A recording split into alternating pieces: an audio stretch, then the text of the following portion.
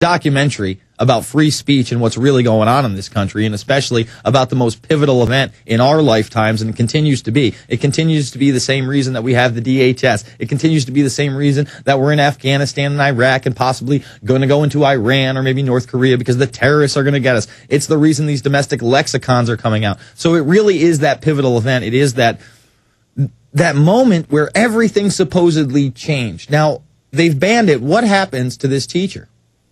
Well, not too long after, I'd say about a month after he was relieved of his duty as a teacher, there was rumors going around. You know, whenever a rumor goes around, you think something's up because there were all sorts of different stories. You know, there were stories that he hit a kid, which I was in his class for at least 4 months. I never saw him lay a finger on one kid. And was he generally a liked teacher? I mean, anybody that would, you know, provide movies like this and try to talk to students and get them interested in this subject matter seems to me like, you know, he has a broader understanding of how to relate to his students. You know, there are teachers out there you can't stand to be around, you can't wait for the class to get over, and then there are other ones that you feel more comfortable with. Was he generally someone that, you know, students felt a little bit more comfortable with, that they could relate to?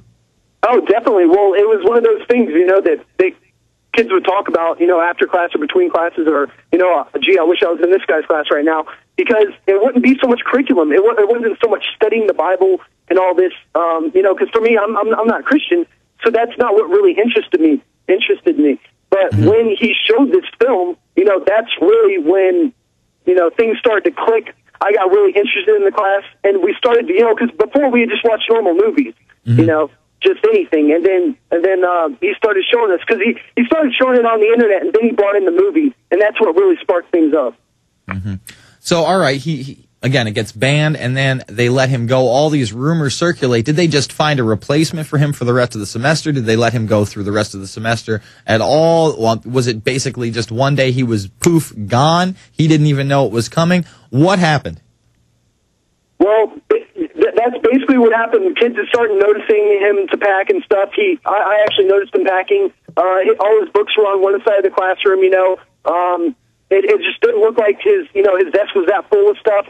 And you know, kids were asking him, you know, what's going on? Are you leaving? And he just, you know, he wouldn't really talk about it that much. So that's kind of, you know, what started to, you know, make me question it. And then also, like, just the, you know, the seriousness of the situation that the school was taking on it. How they were saying, you know, no, we don't want this movie being shown on campus. You know, and I don't know if that has to do with the Mormon conservative values or the fact that, you know, Paul King was in the military. Well, it's probably a combination of both. Because, you know, those people that are ultra religious, you know, I've talked to many a person at some of these rallies and whatnot, and I'll ask them, especially if they're super religious, and when Bush was in president, do you believe that George Bush is a man of God? And they'll look me in the eye and they'll say, well, you know, he might not make all the good decisions, but I do believe he's a good Christian man trying to do the right thing. And then I say to them, really, have you ever heard of Skull and Bones? No, what's that? And you explain to him, well, actually, him, his father, his father's father, and his father's father's father actually are in this secret society. 15 of the most powerful young men from Yale in their junior year sort of pledge. They make it out to be a fraternity, but you can actually see the rituals that they do, and they're in, you know, pop culture. They're in The Good Shepherd and other, you know, mainline movies. And I say, they actually say that they worship Satan and they do mock human sacrifices. And then they'll look at you like you're nuts. But if you're smart and you have, you know, an iPhone or a video phone, oh, well, let me show you.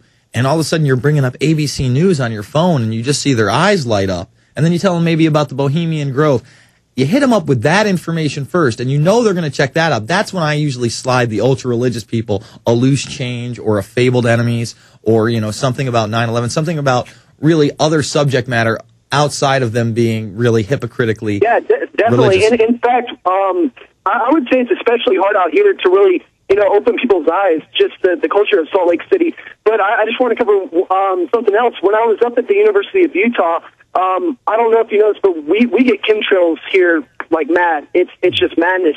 And one day I was filming with my camera phone, filming the chemtrails. I think it was sometime in November, I'm not sure.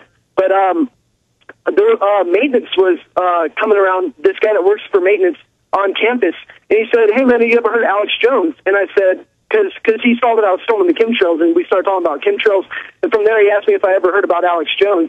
And I said, well, no, you know. And he said, well, you should look him up sometime on YouTube, check out Bohemian Grove and stuff. And it was just as simple as that. You know, as soon as he told me that, I went back to my room, I got on Google, I typed it in, went to YouTube, and watched some of Alex's stuff. And then, you know, just went on from there. And so where are you in all this? I mean, obviously you've seen a lot of the movies. Have you seen Loose Change Final Cut? Have you seen Fabled Enemies, Endgame? What are some of the other videos now, you know, that have brought you around to really realizing there's a bigger picture out there? Well, like I said, I started out with Loose Change. That was the very first one, other than the Skull and Bones deal. And I think there was another one, the Taser incident in Florida. You know, because I'm a big fan of freedom of speech. But I've seen parts of Loose Change 2 and Final Cut, and the one film I really liked a lot was Zeitgeist. And beware of the sequels to Zeitgeist. I'll tell you this: I really do enjoy the first Zeitgeist. I think he really gets a lot of the first part wrong in the sense that, you know, he declares there's no chance that Christ existed. And again, I'm not religious. I'm not going to tell you that, you know, Christ is a savior and, you know, I have all the answers to the universe. But, you know, throughout history, when, you know, big religious movements change, they always tend to adopt the dates and practices of the earlier popular religions. So I think that's really what that first part shows, is that paganism really has worked its way into Christianity. In other words, December 25th obviously isn't the day that Christ was supposedly born, and the Christmas tree is a pagan tradition. It has nothing to do with Christianity. You'll find the same thing with the Easter bunny and Easter eggs, and throughout really Christian mythology. And, well, I don't want to say, I'm going to get in trouble for that. But you, yeah, I know. When I say Christian mythology, I'm saying the amalgamation of pagan religions into the Bible. And, yeah, you know, exactly. And you gotta look at it at that perspective. You're like, okay, well, they are into astrology, and they do believe in a new age, and the age of Aquarius is coming, and the age of Pisces is ending. Final segment with John Gualtieri. After this, it's the Infowarrior with Jason Bermas, prisonplanet.tv, Infowars.com.